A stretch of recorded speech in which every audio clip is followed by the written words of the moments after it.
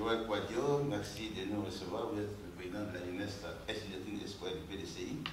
Alors, votre candidat à la présidentielle sera investi samedi 12 septembre. Alors, la jeunesse estudiantine du PDCI. Alors, à quoi peut s'attendre en termes de mobilisation? Bien, bonjour Désignants. Je suis heureux de vous recevoir ici à la maison du PDCI RDA. Comme vous l'avez dit tout à l'heure, je suis le président national de la jeunesse estudiantine scolaire du PDCI RDA. Bien, pour l'investiture de notre champion, de notre candidat, le président Aimé-Henri Konan Bédié, il faut dire que, comme toute la Côte d'Ivoire le sait, à la sortie de la CEI, le président Aimé-Henri Konan Bédié a confié sa candidature aux étudiants. Alors nous nous sommes appropriés de cette candidature. Cette candidature est la nôtre. Par conséquent, nous travaillons nous-mêmes à aller investir le président Bédié. Par conséquent, vous devez comprendre avec moi cette mobilisation extraordinaire que nous allons faire. Nous allons accentuer notre mobilisation sur Yamoussoukro et ses alentours, et aussi envoyer une bonne partie aussi d'élèves et d'étudiants d'Abidjan sur Yamoussoukro. Il faut dire que pour nous, nous apportons ou bien nous accordons un intérêt particulier à cette cérémonie d'investiture parce que pour nous c'est une messe. C'est une messe à double entrée. La première entrée, c'est que c'est une messe de requiem, d'adieu au gouvernement RHDP. Et secondo, c'est une messe d'action de grâce, parce que cette grande grâce que nous allons tirer de cette messe, c'est la libération totale de la Côte d'Ivoire. Alors qu'est-ce qui vous fait dire que c'est une messe de requiem? Sous-entendu que c'est la fin du régime RHDP, c'est ce que vous voulez dire? Bien sûr, c'est là. Cette cérémonie annonce ou bien marque le point de départ de la fin du règne RHDP. Est-ce que vous nous démontrez? Qu'est-ce que vous faites dire ça? Mais c'est très simple, ça sera une démonstration de force où tous les Ivoiriens se rendront à Yamoussoukro pour investir le président Aimé-Henri Konan Bédié et de dire aussi au revoir au président Alassane Ouattara et à son gouvernement. Parce qu'il faut dire que les Ivoiriens que nous sommes avons trop souffert de certains mensonges venant de la part du gouvernement RHDP, du manque de respect de notre, qu'on appelle, des valeurs des Ivoiriens, et aussi même grave, de grands manquements, de grandes dérives en ce qui concerne les propos antidémocratiques venant de la part de certains cadres, ou bien même certains actes de profanation et au domicile des leaders politiques comme le président Aimé-Henri Konan Bédié et aussi à la cathédrale. Vraiment, ce sont des actes qui n'honorent pas la Côte d'Ivoire. Donc aujourd'hui, la Côte d'Ivoire et les Ivoiriens, dans toute leur majorité, ne veulent même plus sentir ce gouvernement ou ce pouvoir RHDP. Donc c'est pour eux une occasion de montrer leur attachement aux valeurs démocratiques. C'est pour eux une occasion de montrer aux yeux du monde entier, à la communauté internationale, qu'ils divorcent totalement avec ce régime dictatorial du RHDP. D'accord, on se souvient qu'à son investiture, le président Ouattara avait dit qu'il allait gagner l'élection un coup KO. Est-ce que s'entend à une même déclaration du président? Ce sont des prémices, ce sont des promos qui reflètent les prémices, d'une tricherie volontaire venant de leur part.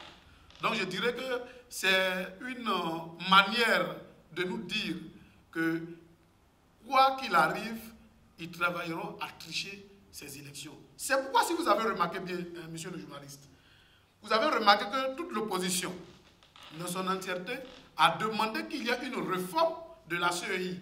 Et même le PDCI RDA a allé loin, jusqu'à aller porter une plainte auprès à Arusha.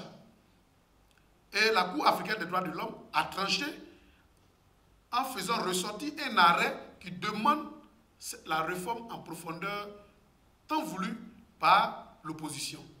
Mais jusque-là, rien n'est fait.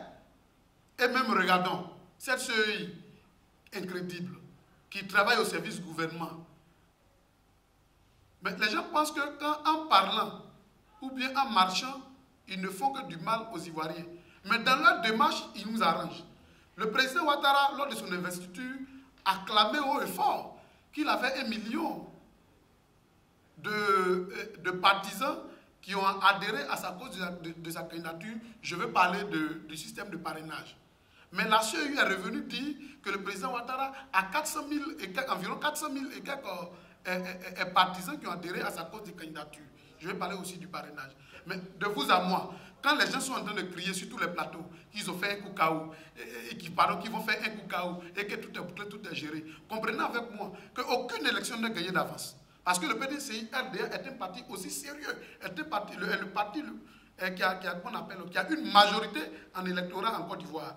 Donc, face à une telle opposition, vraiment je suis désolé d'entendre que le président Ouattara dise qu'il va gagner un coup KO. Mais cette fois-ci, qu'il soit rassuré d'une chose, les Ivoiriens que nous sommes n'allons pas accepter, oui, nous n'allons pas accepter que quelqu'un vienne nous duper, ou bien quelqu'un vienne tricher pour nous ramener encore dans les crises post-électorales de 2010. Nous n'allons pas accepter. Alors, de retour du Niger, du sommet de la CEDEAO, le président a réitéré l'information selon laquelle l'élection présidentielle aura bien le lieu le 31 octobre. En même temps, de l'autre côté, le PDCI et GPS ont demandé par la voix de leurs avocats que la candidature de M. Ouattara soit invalidée par le Conseil constitutionnel. Alors, vous, votre avis? Mais mon avis est très clair. Vous savez, je suis un militant du PDCI RDA. De surcroît, un responsable de jeunesse du PDCI RDA. La valeur fondamentale que nos aînés nous apprennent ici, ce sont les leçons de la démocratie, du dialogue et de la paix. Donc je ne peux pas prétendre être militant du PDCI RDA et ne pas marcher en fonction des règles démocratiques.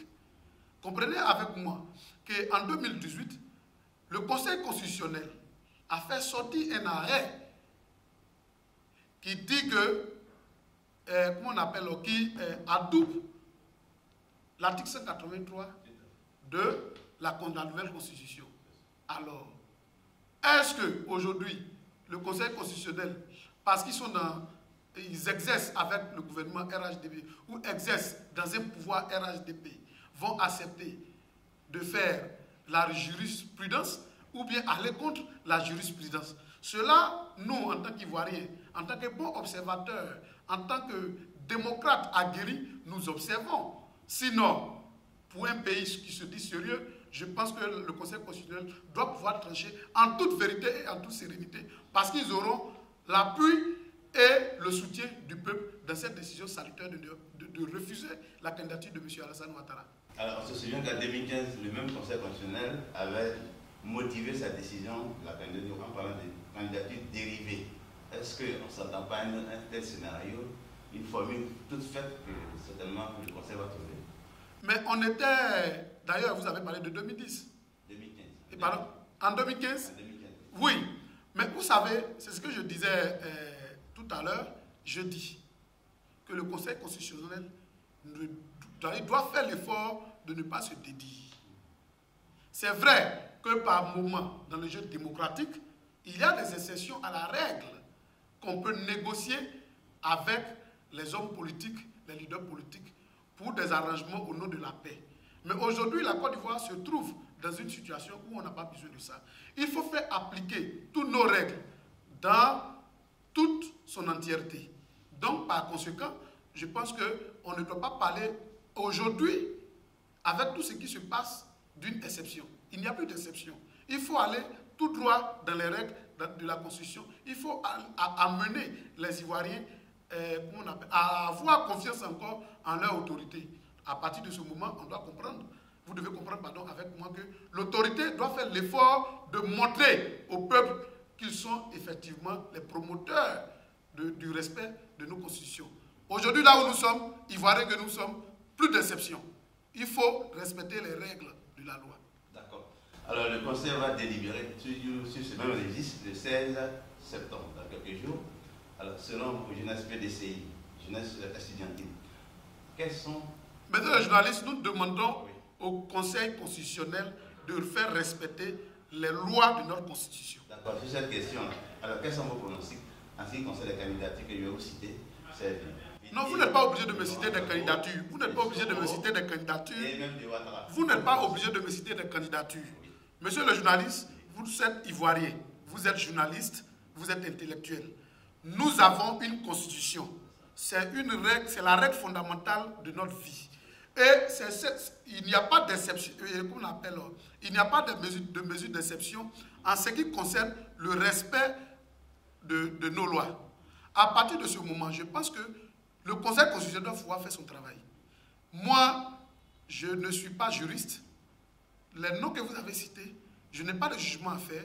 Mais ce que je sais, c'est que la Constitution actuelle, à travers son article 83, ne permet pas à un individu de briguer un troisième mandat. C'est ce que je sais.